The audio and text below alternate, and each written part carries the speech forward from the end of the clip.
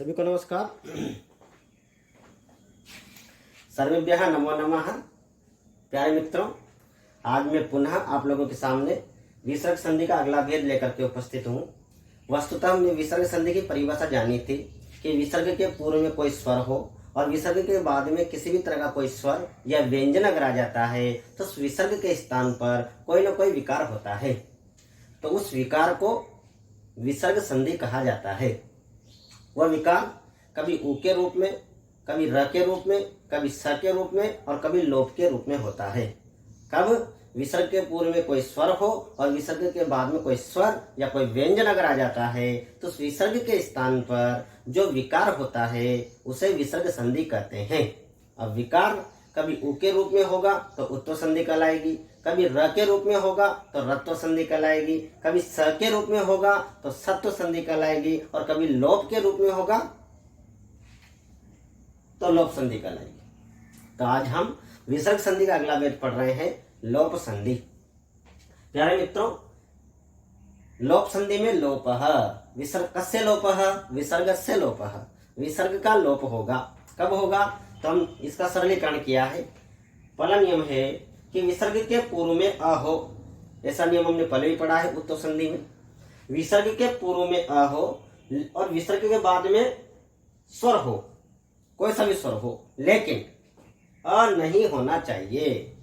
विसर्ग के पूर्व में अ हो और विसर्ग के बाद में अ नहीं हो, बाकी अन्य स्वर हो तो इस विसर्ग का लोप हो जाता है। दोबारा समझ लेंगे। विसर्ग के पूर्व में अ हो, केवल अ, और विसर्ग के बाद में अ नहीं होना चाहिए। कोई सा भी स्वर अगर आ जाता है तो इस विसर्ग का लोप हो जाता है। उदाहरण समझ लेंगे। कृष्णः दन एति। मित्रों, विसर्ग के पूर्व में ण में अ मिला हुआ है और इस विसर्ग के बाद में यह अ नहीं है, क्या है? ए। अतः इस विसर्ग का लोप हो जाएगा और बन जाएगा कृष्णः दन एति।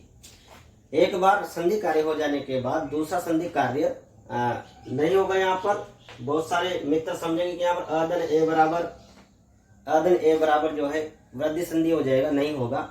यहाँ पर एक बार कार्य हो गया है, दूसरी बार अब नहीं होगा, क्योंकि ये विसर्ग जो है, विसर्ग यहाँ पर विद्यमान है, इसका आदर्शनम लोप है। ठीक है मित्रों। रामः दन आगच्छति, विसर्ग के पूर्व में अ है और विसर्ग के बाद में आ है, अतः विसर्ग के स्थान पर क्या होगा? लोप होगा, क्योंकि विसर्ग के पूर्व में तो अ है लेकिन विसर्ग के बाद में अ नहीं है, दूसरा स्वर है, तो विसर्ग का लोप हो गया। राम आगच्छति, यहाँ पर भी दीर्घ कार्य नहीं होगा। बालः दन उत्तिष्ठति, विसर्ग के पूर्व में अ है और विसर्ग के बाद में उ है, विसर्ग के स्थान पर लोप हो जाता है, बालो उत्तिष्ठति। सिंहादन इति, विसर्ग के पूर्व में तो अ है लेकिन विसर्ग के बाद में क्या है? अ नहीं है, ई स्वर है। ठीक है मित्रों, तो विसर्ग का लोप सिंह इति। छात्र धन आगच्छति, छात्र विसर्ग के पूर्व में यहाँ पर भी अ है, विसर्ग के बाद में यहाँ पर आ है, तो यहाँ पर भी विसर्ग के पूर्व में जो अ है और विसर्ग के बाद में आ आने के कारण अ नहीं है, आ स्वर होने के कारण विसर्ग का लोप हो गया। छात्र आगच्छति, दीर्घ कार्य नहीं होगा। रामधन एदते, विसर्ग के पूर्व में तो अ है, विसर्ग के बाद में ए है, अ नहीं है, इसलिए विसर्ग का लोप राम एदते। काक धन उपविशति, विसर्ग के पूर्व में अ लेकिन विसर्ग के बाद में अ नहीं है, उ है, तो विसर्ग का लोप काक उपविशति। शिक्षक धन आसते, विसर्ग के पूर्व में यहाँ पर भी अ है लेकिन विसर्ग के बाद में यहाँ अ नहीं है, तो विसर्ग का क्या हो जाएगा मित्रों? लोप हो जाता है। आइए हम इसका दूसरा नियम जानते हैं। दूसरा नियम है मित्रों कि विसर्ग के पूर्व में आ होना चाहिए और विसर्ग के बाद में हस हो। हस का मतलब कोई ना कोई स्वर या फिर वर्ग का तीसरा, चौथा, पांचवा वर्ण अथवा य, व, र, ल, ह। अगर ये वर्ण होते हैं तो भी विसर्ग के स्थान पर लोप होता है। मित्रों, विसर्ग के पूर्व में आ हो और विसर्ग के बाद में हस प्रत्याहार हो। हस का मतलब कोई ना कोई स्वर हो, तीसरा, चौथा, पांचवा वर्ण हो या फिर य, व, र, ल, ह अगर आ जाता है। विसर्ग के पूर्व में आ हो, विसर्ग के बाद में ये हो, स्वर 3 4 5 यवरलह। अब तो आप दिमाग लगाएंगे मित्रों यहाँ पर। अगर मान लो विसर्ग के पूर्व में आ नहीं हो, अ हो, तो क्या होगा? तो मित्रों उत्तो संधि का नियम लग जाएगा। ठीक है, यहाँ पर विसर्ग के पूर्व में आ है और बाद में हस है, तो मित्रों इस विसर्ग का लोप होगा। अगर अ है तो विसर्ग के स्थान पर क्या हो जाएगा? उ आदेश, जो कि हमने उत्तो संधि में पढ़ा है। तो इसलिए विसर्ग के पूर्व में आ होना चाहिए, विसर्ग के बाद में हस होना चाहिए, तो विसर्ग के स्थान पर क्या हो जाएगा? लोप हो जाएगा।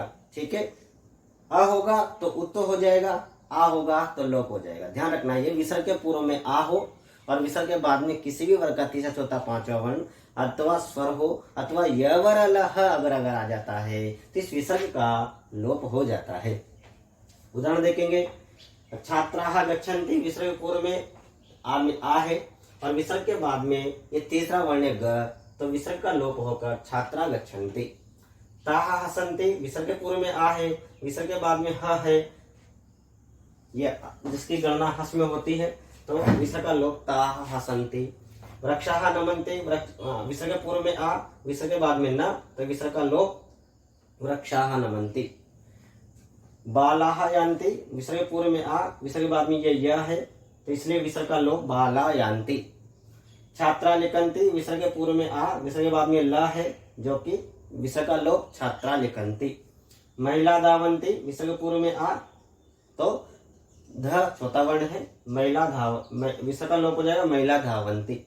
पुत्राः उत्सहन्ते, विसर्ग के पूर्व में आ और विसर्ग के बाद में क्या है? उ स्वर है, इसलिए विसर्ग का लोप पुत्राः उत्सहन्ते। सिंहा गर्जन्ति, विसर्ग के पूर्व में आ, विसर्ग के पूर्व ग, विसर्ग के बाद में ग तीसरा वर्ण है, इसलिए विसर्ग का लोप सिंहा गर्जन्ति।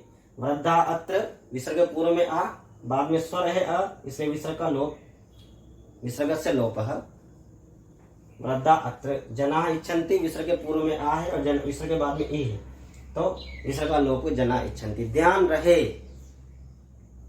विसर्ग के पूर्व में आ हो और विसर्ग के बाद में कोई सा भी स्वर हो या तीसरा चौथा पांचवा वर्ण अगर होता है या फिर यवरलह अगर होता है, तो इस विसर्ग का लोप हो जाता है। पहला नियम हमने पढ़ा था कि विसर्ग के पूर्व में अ हो और विसर्ग के बाद में अ नहीं होना चाहिए, तब विसर्ग का लोप।